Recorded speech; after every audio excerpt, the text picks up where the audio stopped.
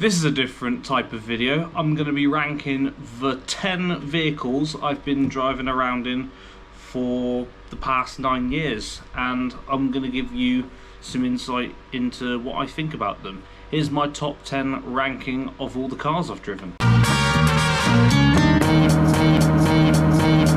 Whoa. Whoa, hey, this is Pomerat Child. It's extremely hot for no reason. It's only come back over the last few days, and my goodness me, it's well, it's getting worse and worse, I reckon. The fan's going off in the background, so if you're hearing some weird noise, that's basically what it is. But I've got the 10 cars that I've driven around in for at least a month minimum. All of the cars I've got in this hat are on little cards, and I've been driving around for a month minimum, and I'm going to be ranking them from number 1 to number 10, my most favourite to my least favourite. So let's get a name. Let's get a name of a car that I've had throughout the years. I'll tell you a little bit about them too. Number 1, the Citroen C3. Now, as you'll probably be aware, I recently got rid of this car. It was hilariously unreliable, even at the best of times. There's always something electronic that was going off. There was always something going on with it. It did get me to and from Europe a few times, so I'm very, very pleased that it lasted as long as it did. It was it was the only diesel I've owned too, and having a diesel, you're quite thankful. I mean, yeah, I still did small journeys on them, but it did save me a lot of money. So the Citroen C3 as a car is very nice, and I've had plenty of good memories in my C3. At the moment, I mean, this list is going to change, of course, but at the moment I'm going to put it, it's not number 1, it's definitely top 5. So it's the shape of it, it's very distinctive, I think. That's going to go number 3. The C3 at the moment is number 3. Next car.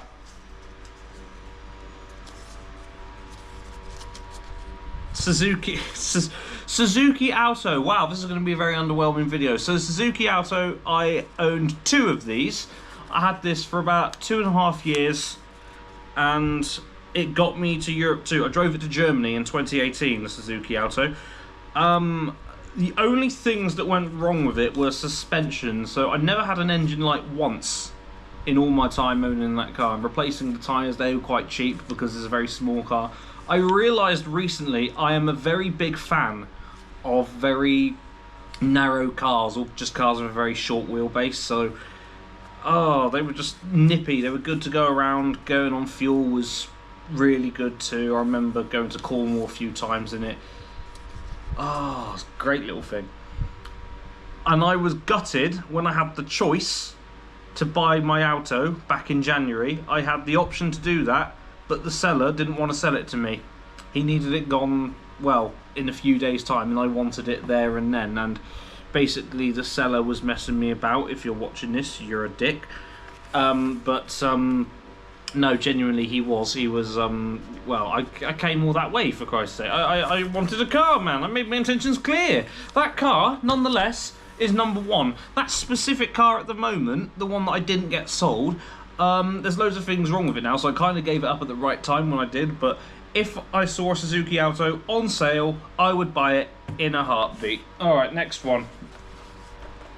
So this car I have, Citroen Saxo. Okay, second car I ever owned. I only owned it for about a month, and my only memory of this car is the fact that I spun out at 2 in the morning on Cockleberry roundabout. It was a bit scary actually, but yeah, I spent about 200 odd quid changing all the tyres after that, and I ended up getting rid of the car, so I felt like it was a bit of a massive waste of money. But it didn't have power steering, but that kind of made it a bit more fun, if that makes sense. So it was a little bit more challenging. I liked it personally, driving it. The upholstery, the East Coast version of the Saxo, it had really nice upholstery interior. I really loved it. It was fabric, but it was that spotty, it had that nostalgic 90s design. As a car though to drive, I mean, It's very bare bones, it's basic. It still had the same old qualities as what a C3 would do, but I thought it was more, well, I can't really say because I had it for a lot less than I did the C3, but I put it at number 5. Saxo is at number 5. It's iconic, but probably not in the same scale as what some other cars would be, I'd reckon.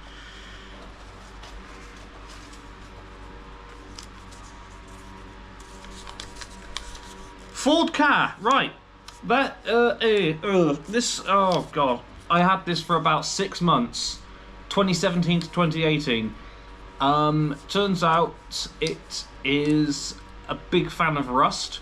I drove up to the north of England on Christmas Day to pick somebody up, and they still hadn't given me the money back for it, so it just shows you how much of a pushover I was back then. But it got me there and back absolutely fine.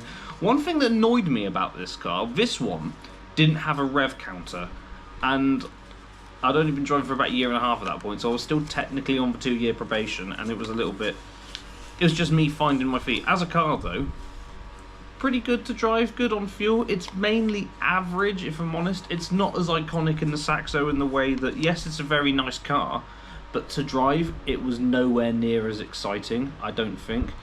It's quite small, and I mean, you can have a small car, but you've got to do it right. So I think for the car, I'm going to put it number 8. Number 8 for the Ford car. I mean, they're nice to see when you see them because they're getting rare nowadays, but just, if you're going to go for a small Ford, just stick with a Fiesta. So we're almost halfway there. We will be with this car, which is Hyundai i10. I did not own a Hyundai i10, let's make that perfectly clear. This was the car I passed my driving test in. Very, very, very comfortable. One thing I love about this one in particular, it has the gear shift changer, so it tells you when to change gear. I don't think on any of the other cars that I owned there was a function like that, so it was quite new at the time. Very good on fuel, very economical, efficient, amazing, small, so it's got the benefits as a Suzuki Alto, but it's also got the cons of the Citroen Saxo and the fact that it's not as small as what it can be. But it was very nice to sort of go in and out of. The clutch in it was a bit of a nightmare, I remember, but I did like the i10, and I remember thinking if I ever wanted a new car just after I passed my driving test, it would be a Hyundai i10. I'm gonna go for, I don't know what to do on this one. So does it go in number 4 or does it go in number 6? I'll put it in number 6 just on the fact that it doesn't really have the power, but even then, so on the driving test you couldn't really demonstrate the power anyway, so I don't want to be too biased, and I'm going to put the Hyundai i10 6 out of 10. Right, so we've got 5 more to go. We're at the halfway point now. Honda Civic. I drove this when I was doing deliveries for a curry house that I worked for. Immensely powerful, big engine, very nice. It's well, held the road very well. The onboard trip computer, fantastic, and made in Swindon, so a very, very good local connection too. Running costs a bit much. I found that the clutch is very good. The clutch was very easy to follow. Transmission was absolutely fine. Electronics, I was happy with that. In-car entertainment, lovely too. Very comfortable, very nice to drive, and because it's a Honda, they go forever. I'm gonna go for 4. It's better than a Citroen Saxo. Go for this one. Ford Mondeo. Ford Mondeo. We know about the Ford Mondeo. I had a massively successful video on it. I don't need to say more about the Mondeo apart from the fact that I know what it's like at the moment, and it feels pretty good. It's meant to be a vintage thing. There are a few things that are actually annoying me slightly with the Mondeo at the minute. The windscreen issue is one of them, and when you put up the passenger window it's quite slow, so I'm guessing the motor's going, so I will need to replace that at some point. As for, oh dear me, it's very nice. It is really good. I will have to put it at number 2. It's better than the C3. in the fact that it is a bit more stylish. It's vintage. It's the long shape of it. That's the one thing I prefer about it. The fabric. It smells like an old car should. I might have to modify this list. We'll keep going. Dacia Sandero. I said that I didn't like this car. The mod cons and the functionality of it is the bit that I like about it. In terms of a car, for what it is, it's just a driver. It didn't really have a lot of personality about it, if I'm honest. It's not fantastic. It's just good on the fact that it is a daily driver. It is worse than the i10. Is it better than the Ford car though, is the question. I'm gonna say, with the bits that are in there, yes. So we've got the Dacia Sandero in at number 7. Yes, I'm aware all these bits have just blown away. I'm gonna put them back in, and it's gonna blow away again, so it's pointless. So we've got number 9 and number 10. So we're gonna have the 2 worst cars here, but I could change my list. We'll go for this one. Seat Ibiza, very first car. I own this car for over a year. This is my first car. 2003 Seat Ibiza VU03 VXE. It's scrapped now, but that was my very first car. I did a lot of work to it, so it was quite unreliable. I did buy it for 400 quid though, so I didn't quite know what to expect, and it passed the MOT first time round, so I was very surprised at that. I don't really have too many memories about it, aside from that I had a black box, so I couldn't really do much to it. In terms of power, there would always be something limiting it. It was only 1.2, admittedly, and the Saxo did have a smaller engine, but this didn't really do too well on fuel either. So even though it is my very first car, I'm going to be brave, and I'm going to put that at number 10. Out of all the cars here, it wasn't that good. And I know what my last one is going to be, so I'm not going to string it out. And I will update the order. It is a Ford Focus, and I am updating the order because it's not a blind ranking. But the Ford Focus, my mum owned it for about 5 years. I bought it off her for something ridiculously cheap. I bought the car off her, and I owned it for a short while. It is fantastic. Admittedly, it was never maintained. It was never serviced, and the fact that it kept doing that was impressive. It wasn't comfortable though, because she used to smoke in the car all the time, but that doesn't really affect how good the car is, because it was fantastic. I'm putting it somewhere. I am... Oh, where do I put it? It's definitely better than the Ford Ka. It's better than the Sandero. It's better than the i10. Oh, is it better than the Saxo? It's better than the Saxo. Is it better than the Civic? I don't know if this is just biased because my mum had this for a long time. Sod it, it's better than the Civic.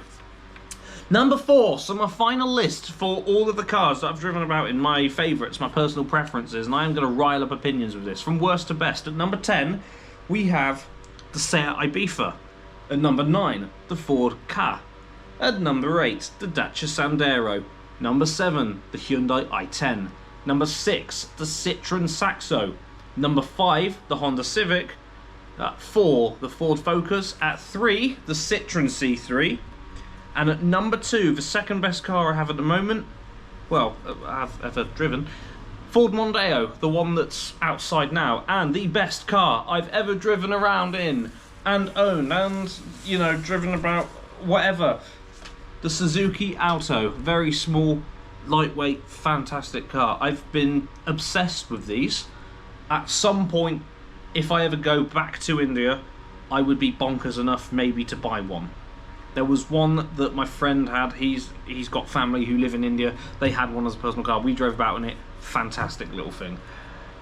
If I see a Suzuki Alto, specifically around the 2002 to 2008 era, I'm buying it. Beautiful little cars. Beautiful things. But yeah, that's the video that I wanted to do. It's a different Pommy's vlog. It's just me ranking cars, but it's a video. Right, I'm going to end this. Please like and subscribe if you enjoyed this little escapade of normality. And because it is very hot, please drink plenty of water. Please keep yourself hydrated. Stay out of the sunlight. And, well, do take care. And I really mean do take care. Goodbye.